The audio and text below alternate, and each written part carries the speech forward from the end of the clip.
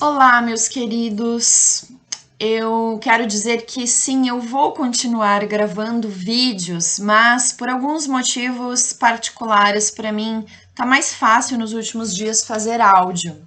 Hoje eu quero falar um pouco sobre autoestima e diferenciar a autoestima verdadeira, inabalável, que é a autoestima natural, com a qual a gente já nasce, daquela autoestima social, que é uma autoestima construída, que pode até dar certo por um tempo, mas é vulnerável, efêmera e é abalável. Então vamos fazer uma reflexão aqui sobre o que acontece na nossa infância. Vamos observar a criança. Uma criança qualquer, né, que não viva, que vive em condições normais, digamos, que não viva sob condições de abuso e tal, porque aí nesse caso a criança já vai perdendo muito, né, da sua autoestima natural por causa dessas condições específicas de repressão. Mas fora casos assim mais trágicos, mais específicos, né, em que a criança vive num ambiente completamente hostil, fora isso, o que acontece geralmente? A criança, ela tem a autoestima que eu estou chamando de autoestima natural. Por quê? Porque ela sai correndo de um lado para o outro e ela quer falar e ela quer se expressar, ela quer brincar. A criança, ela se acha sensacional. Ela não para pensar. Ai, será que eu sou bonito? Será que eu sou inteligente? Ela simplesmente tem aquele sentimento natural de alto valor. A gente vem para o mundo com essa sensação natural de alto valor, porque a gente chega aqui, a gente vem de algum lugar em que a gente estava conectado intimamente com a fonte e com a verdade do ser. Então a gente vem aqui para essa vida e começa a viver socialmente, começa a interagir no seio da nossa família, da escola, dos amiguinhos. E o que acontece? A gente começa a perceber que nós somos desaprovados em alguns momentos, simplesmente por estarmos sendo quem nós somos, por estarmos sendo espontâneos, né? Então a criança vai lá, ela não tem noção do perigo. Então ela sai correndo pela rua e a mãe grita: não, não, volta aqui, volta aqui. Então a criança tá ali num fluxo de expressão e de repente ela escuta aqueles nãos, né? De não colocar o dedo na tomada, até porque os pais estão protegendo a vida dela, que ela nem sabe que está em risco. Mas de que forma a criança vai interpretando isso? Né? Ela não entende que a mãe e o pai estão salvaguardando a vida física dela de certos perigos, né, que ela não compreende. Como que ela entende isso? Ela está lá livre, se expressando, e aí de repente ela escuta: não, não faz isso, não sai correndo, não fala assim, não faz assado. E então, além dessa proteção dos pais com relação aos riscos, claro que também vem vindo junto com a educação uma série de limitações e de regrinhas de comportamentos sociais que já não tem a ver com a proteção da vida da criança, já tem a ver mesmo com o sistema em que a gente vive, né? Por exemplo, vai ali dar um beijo naquela tia, né? Mesmo que a criança não esteja afim. Então a criança vai internalizando isso e ela vai percebendo que ela tem que se adequar, que ela não pode simplesmente estar livre, ser espontânea, se expressar, porque se ela é espontânea e fala o que vem, a mãe pode recriminar, né? Porque os adultos fingem a educação e a criança ela vai lá e fala a verdade, né? Quando a mãe falou mal da vizinha, a criança vai lá e delata a mãe sem querer, porque ela a criança vive nessa espontaneidade, né? Então a gente vai, quando criança, ouvindo esses nãos e a gente vai internalizando uma sensação: olha, eu não posso apenas ser quem eu sou. Eu não posso simplesmente ser, simplesmente me expressar, porque senão fazem cara feia para mim. Me dizem não. Falam que eu sou um menino mau, uma menina má, que eu não estou me comportando.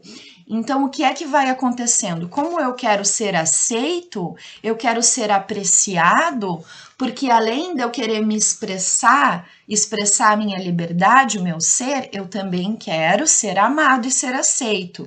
Então, o que, que vai acontecendo? Eu vou tentando me adequar e eu vou entendendo a educação que eu vou recebendo, as influências sociais que eu vou recebendo, eu vou entendendo como, opa, eu não posso simplesmente ser espontâneo, eu tenho que ir me adequando. Eu vi um vídeo esses dias no TED Talks, aquela plataforma, né, em que as pessoas vão e fazem algumas mini palestras. Vi esses dias no TED Talk, eu vou deixar a referência aqui embaixo, uma mulher falando sobre essa experiência, né, de que você vai numa salinha de aula ali de crianças de 3 anos e você pergunta assim: quem aí é o mais bonito? E todas levantam a mão e falam: eu! E aí você pergunta: e quem é o mais inteligente? E todas levantam a mão e falam: eu! Ou seja, né? Quem faria isso agora, né? De levantar a mão e dizer: eu sou o mais inteligente, eu sou o mais bonito.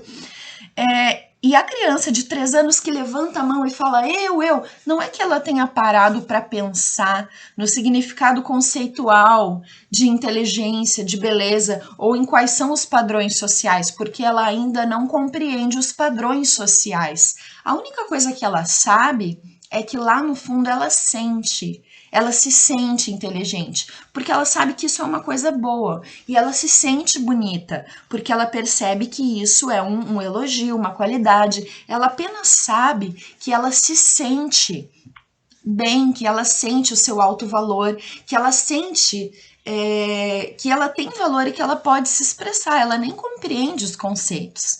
E aí, nessa mesma mini palestra, estava se falando, se você vai numa sala de aula que as crianças já tenham ali uns 7 anos, acho que até menos, uns 6, não me lembro agora exatamente, e você pergunta: quem aí é o mais bonito? Aí as crianças já todas apontam ali para um determinado coleguinha ou uma coleguinha. E quem é o mais inteligente? Apontam para outro, porque nesse momento os padrões conceituais e sociais já foram aprendidos.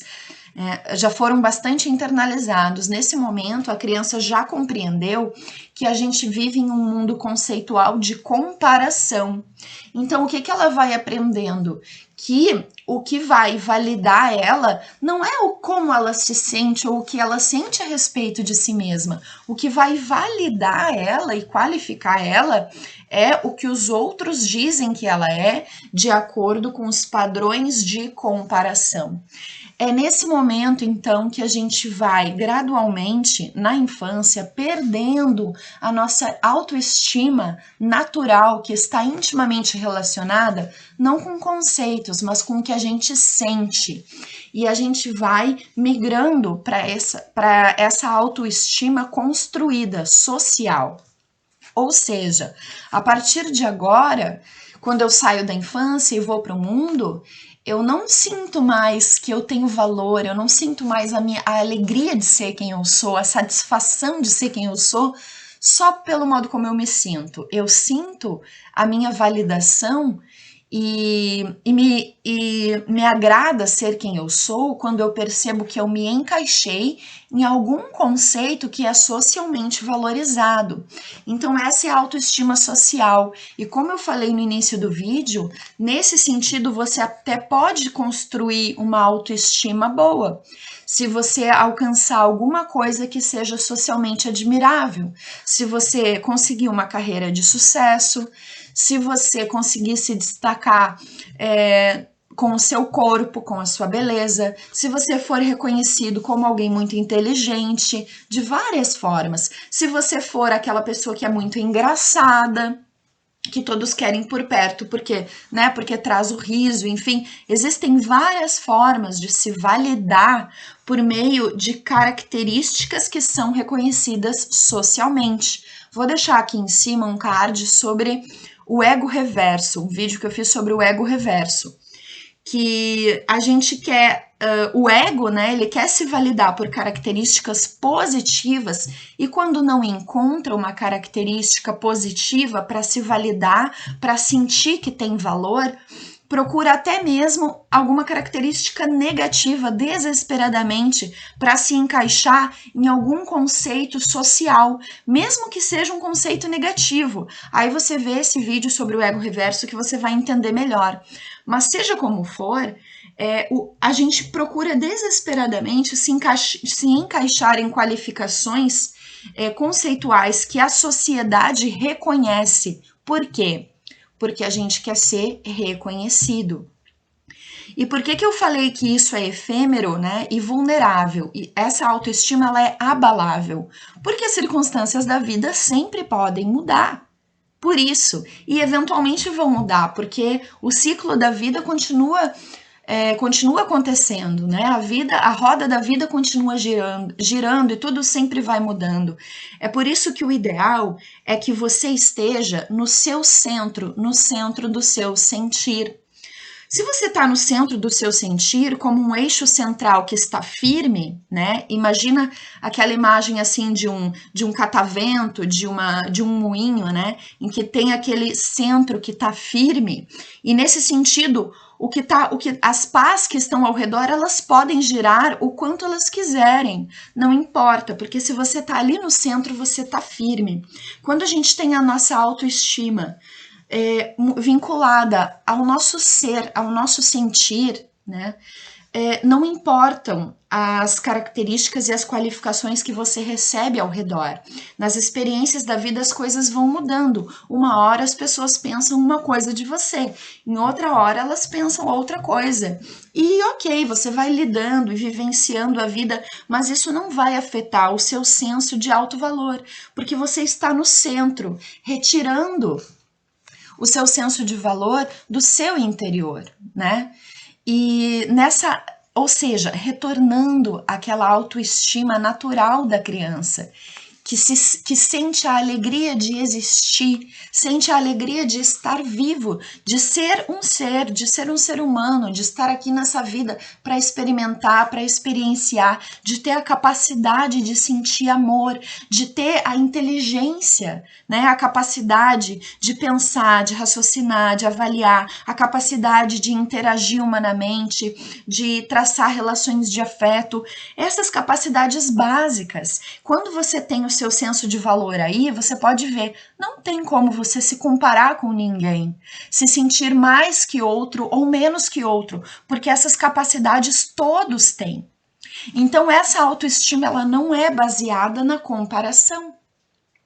Ela é baseada em você estar perfeitamente alinhado com o seu centro, alinhado com aquele seu sentir natural, e você não precisa da validação externa ou de ser classificado como isso ou como aquilo para sentir o seu valor. O valor que você pode sentir a partir disso é muito fraco, é muito efêmero e não é nem de longe tão prazeroso, tão pleno quanto a alegria que você pode sentir ao retirar o seu senso de alto valor da sua conexão com o seu centro, com o seu sentir.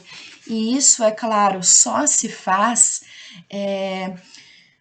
deixando de se dar importância para as imagens mentais do mundo, para as imagens exterior, não colocando mais importância nas coisas exteriores, não colocando foco nessa série de conceitos que o mundo nos traz, e sim colocando importância na batida do seu coração, no sentir o corpo, em como você está se sentindo, na sua conexão natural com a vida, com a natureza, que o que eu falo em muitos vídeos aqui, aquela habilidade de se conectar com o momento presente, com as sensações do corpo, com a sua consciência que está no seu centro, que é anterior a tudo que o mundo traz, a todos os conceitos, a todas as experiências, que é a sua consciência central, que é anterior a tudo que você pensa e a tudo que você sente. Tudo isso é externo, até mesmo o que você sente, o que você pensa é externo a você. E quando você começa a ver que tudo isso, classificações do mundo, posições sociais, tudo isso é externo. Quando você volta para você, essa é a maior alegria que pode existir. Nunca na vida, em qualquer circunstância, você vai poder se sentir tão valorizado quanto se você retornar para o seu coração e para essa autoestima que aqui eu chamei de autoestima natural do ser e não a autoestima construída socialmente. Se você gostou desse áudio, curte, que assim ele chega para mais pessoas. Eu acredito que essa mensagem é muito relevante. Peço que você colabore, compartilhe com alguém que você acha que está precisando de uma mensagem sobre autoestima, né? Eu acho que todos nós estamos precisando, porque nós não podemos mais basear como nós nos sentimos e como nós sentimos o nosso valor nas circunstâncias desse mundo louco, fluido, né? Desse mundo que está sempre abalável, sempre mutável, tá certo, gente? Então, um super beijo no seu coração e até mais.